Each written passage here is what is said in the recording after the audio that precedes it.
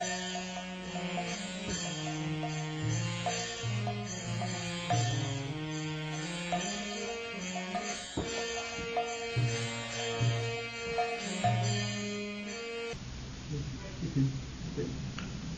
does one show up in such an impersonalist with absolute proof? Logically, I was told Srila Bhakti Vinod has in such a proof. Apart from bhakti, try to understand in a common sense. I can see that. There, just like sun planet, there is sunshine. This sunshine is impersonal. But if you have got power to enter into the sun globe, then you will find there are so many persons. They have got fiery body. It is not a fact that in other planets there is no life. That is a nonsense. Every planet there is life, but they have got different situation, different atmosphere. The moon planet is very cold. Even the modern scientists, they agree that the temperature in the moon planet is below 200 degree zero. It is very cold. Similarly, sun planet is very hot. Similarly, there are other planets which is made of air, some planets made of water. These five elements, earth, water, planet, and air, ether, these are the ingredients of material world. So some planet is made of something, some planet is made of something, but this earth is made of earth only, and water. So in the sunshine, you see, you go by aeroplane, go in the friendly sky above you see everything impersonal, simply glaring sunshine, that's all.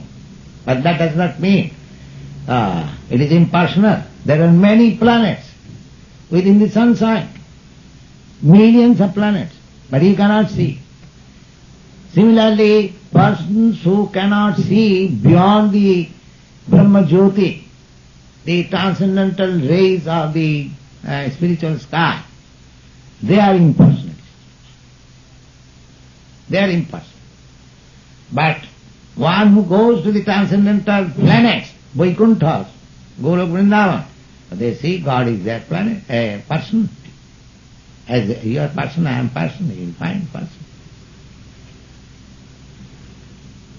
So, it is pure fund of knowledge only that they conclude that ultimate absolute truth is impersonal. No. Because Vedanta Sutra says, Janmadya Sajataha, the supreme absolute truth or Brahma is that from whom everything generates, everything is born. That everything is born, then you have got personality, I have got my personality, everyone has got personality. How you can think of him that he is not person? We have got experience that a father is person, therefore his son is also person. So if we are born of the Supreme Father, then if we are person, how he can be impersonal? It is simple reason. But his personality is different. Our personality is different. Ishvara Parama Krishna Sachidananda Vigraha. His body is different, Sachidananda Vigraha. His power is different, his potency is different.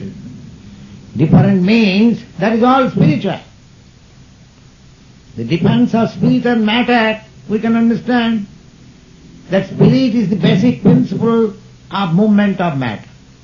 Because the spirit soul is within this body, therefore it is moving. Because the spirit soul is there within this body, therefore it is growing. So spirit soul is the basic principle of all material expanse.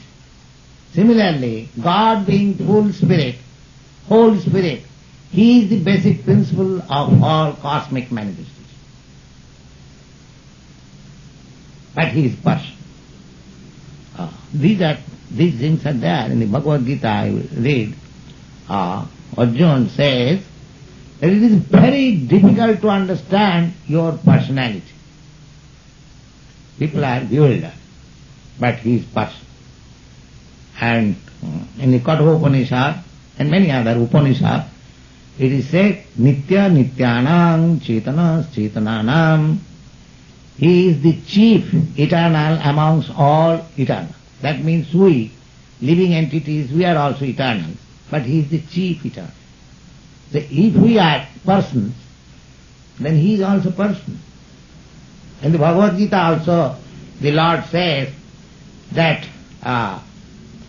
myself, yourself, my dear Arjuna, and all these kings and soldiers who have come here, assembled here, they are all persons. They are all persons in the past. They are persons at present, and they will continue as persons in the future. These things are there. So individual soul or God, every one of us is person, each and every one of us. Person. Imperson is another feature of the person. Just there is same example. Just in sun planet, there is person, the predominating deity, and his personal effulgence is the sunshine. The sunshine is impersonal, but the planet is localized, and the predominating deity is person.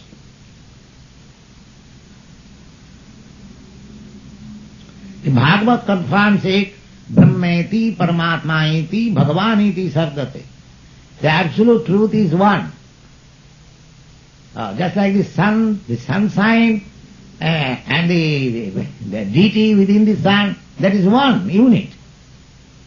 But some portion is called sunshine, some portion is called sun planet, some portion is called the deity. Similarly, the Supreme Brahma is one. His person, his localized position, and his influence and energy, they are one. This is the Suddhadvaitava, pure monism. The Shankaracharya's philosophy is monism, one. And Sri Ramanujarya explains, yes, one unity in diversity. So, this is unity. The sun deity, the sun planet, and the sunshine is one unit. But still there is diversity. The division of the sunshine is different from the sun planet. The sun planet is different from the predominating deity in the sun planet. If you try to understand this way, then you will understand what is Paramatma, the super soul, the individual soul, the impersonal Brahma, the personal Brahma, everything.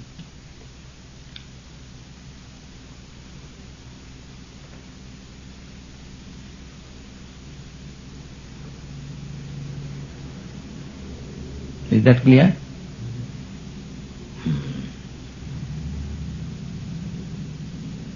So any other question? Yes? Prabhupada, can you explain Mahamaya and Yogamaya? Was Arjuna under Yogamaya or Mahamaya? Arjuna, when he was thinking in terms of his personal sense gratification, he was under Mahamaya. And when he agreed to execute the order of the Supreme Personality of Godhead, then he is under Yogamaya. How is it Arjuna, who is eternally liberated? Because he is living entity, he is marginal. There is chance of marginal means, I have explained several times, that the land, between the ocean and the land, there is a portion of land which is sometimes merged within water, sometimes it is land. So living entity's position is like that, marginal energy. He may be under the influence of Yogamaya or he may be under the influence of Mahamaya. When he is under the influence of Mahamaya, that is his conditional life. And when he is under the influence of Yogamaya, he is free.